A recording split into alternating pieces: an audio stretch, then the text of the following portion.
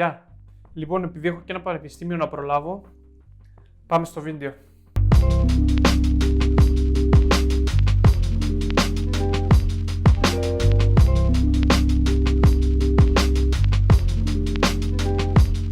Μου είχε στείλει λοιπόν ένα παιδί στο Instagram και με ρωτούσε αν μπορώ να του δείξω και να του μάθω ποιες τεχνικές χρησιμοποιώ για να σχεδιάζω ρεαλιστικά σχέδια και κυρίως πορτρέτα.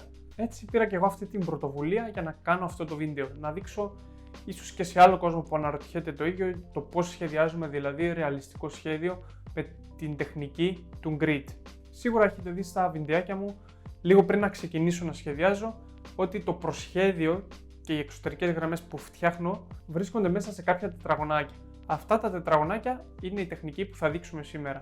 Αυτή η τεχνική σε βοηθά να φτιάξεις το σχέδιο λίγο πιο ακριβές στο πραγματικό και από εκεί και πέρα είναι στο χέρι το δικό σου και σε αυτόν που σχεδιάζει το τι υλικά θα χρησιμοποιήσει και αν θα καταφέρει με βάση το ταλέντο και την πείρα που έχει να φτιάξει το σχέδιο όσο πιο ρεαλιστικό γίνεται. Για τους σκοπούς αυτού του βίντεο δεν έχω φτιάξει κάτι από πριν, θα τα κάνουμε όλα τώρα αυτή τη στιγμή μαζί, θα σας δείξω βήμα-βήμα τι θα κάνετε, ποια προγράμματα θα σας βοηθήσουν σε αυτή την τεχνική και γι' αυτό μην ξεχάσετε να κάνετε μία εγγραφή και ένα like κάτω από αυτό το βίντεο.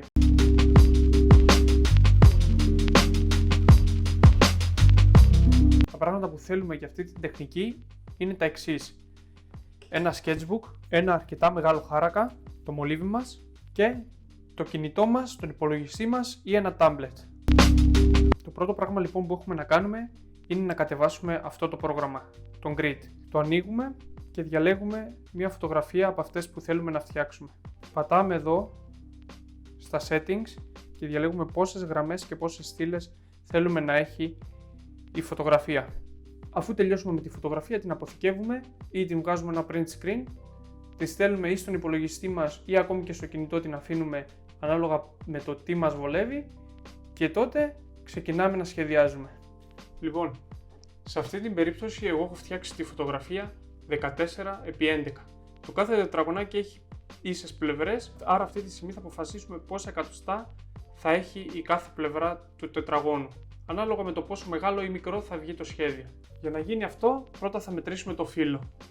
Το φύλλο που έχω εγώ εδώ είναι γύρω στα 20 εκατοστά με γύρω στα 29 εκατοστά.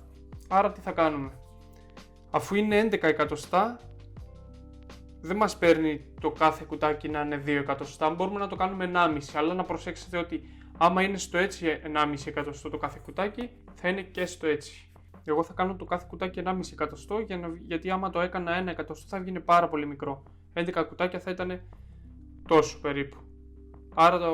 Άρα το κεφάλι θα έβγαινε περίπου τόσο. Δεν θα μπορούσαμε να δουλέψουμε. Για να κάνω λίγο τα μαθηματικά μου, μιας και είμαι πολύ καλός.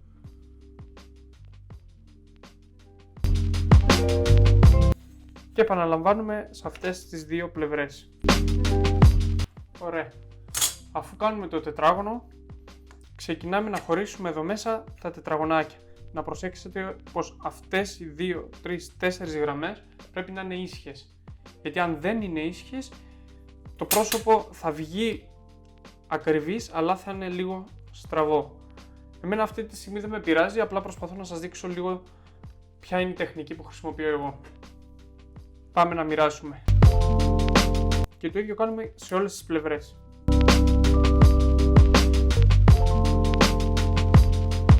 Αφού τελειώσουμε με αυτό, ήρθε η ώρα να τραβήξουμε τις γραμμές. Θα ενώσουμε δηλαδή την πρώτη κουκκίδα εδώ με την πρώτη εδώ, τη δεύτερη με τη δεύτερη και ούτω καθεξής μέχρι να τελειώσουν οι κάθετες. Μετά κάνουμε το ίδιο και για τις οριζόντιες γραμμές και θα δείτε πως θα βγει. Κάτι που έχω ξεχάσει να σας πω, αυτή τη διαδικασία την κάνετε με ένα ελαφρύ μολύβι. Δηλαδή θα πάρετε ένα μολύβι HB ή και πιο κάτω ακόμη. Θέλουμε το μολύβι να είναι όσο πιο ελαφρύ γίνεται, γιατί ειδικά σε άσπρο φύλλο μετά είναι δύσκολο να το σβήσεις γιατί θα φαίνεται.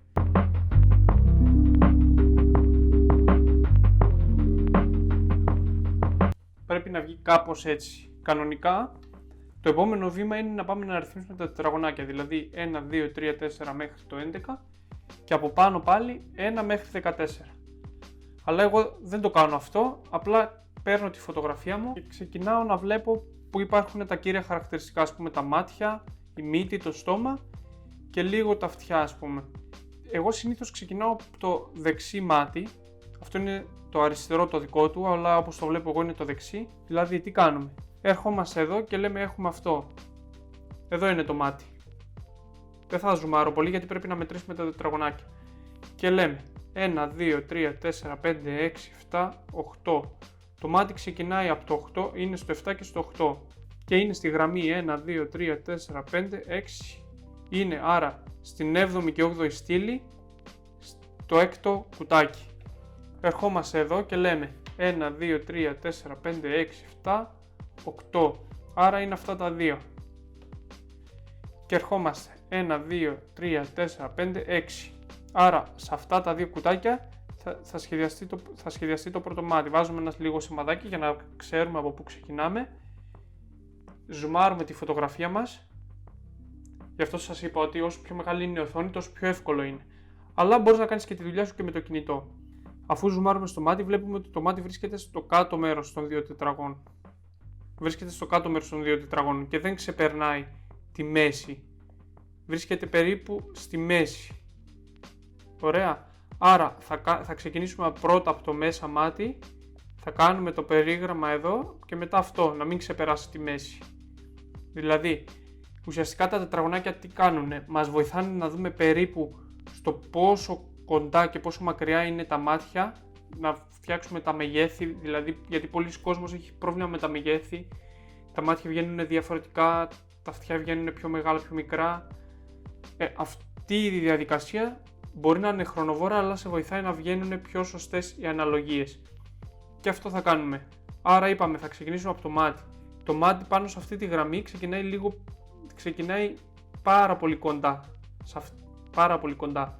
Άρα δεν φτάνει ως τη μέση. Άμα εγώ το ξεκινήσω από τη μέση, το μάτι θα βγει τεράστιο. Άρα θα έρθω λίγο πιο μέσα. Δεν θα ξεκινήσω από εδώ. Θα ξεκινήσω από εδώ περίπου. Πάλι χρησιμοποιούμε ελαφρύ μολύβι για να μπορεί να σβήνει πιο εύκολα. Εγώ αυτή τη στιγμή απλά θέλω να σας δείξω τη διαδικασία, άρα θα χρησιμοποιήσω αυτό το μολύβι που έχω. Είναι και από τα αγαπημένα μου. Πάμε να συνεχίσουμε.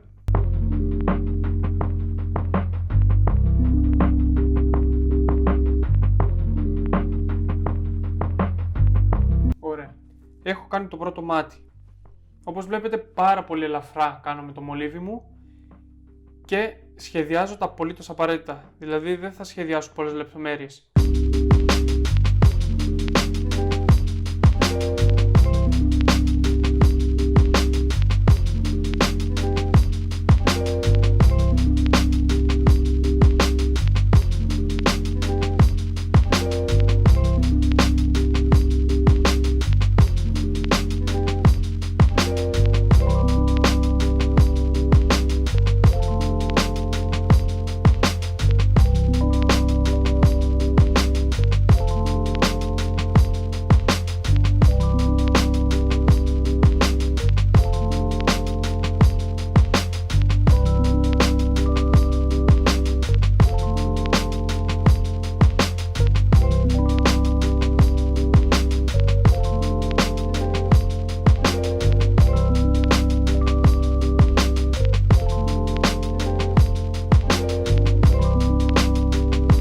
Τώρα οι γραμμές που έχω τραβήξει είναι λίγο βιαστικές, αλλά πάνω κάτω αυτή είναι η διαδικασία.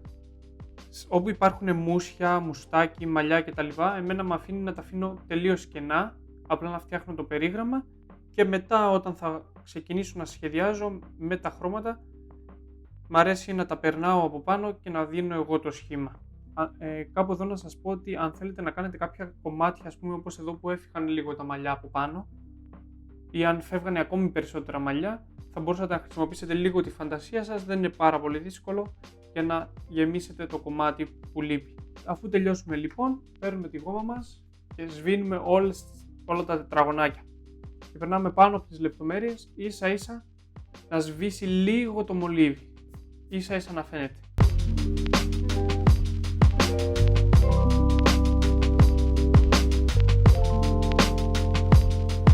Αφού τελειώσαμε με το σβήσιμο, ήρθε η ώρα για την τελική φάση.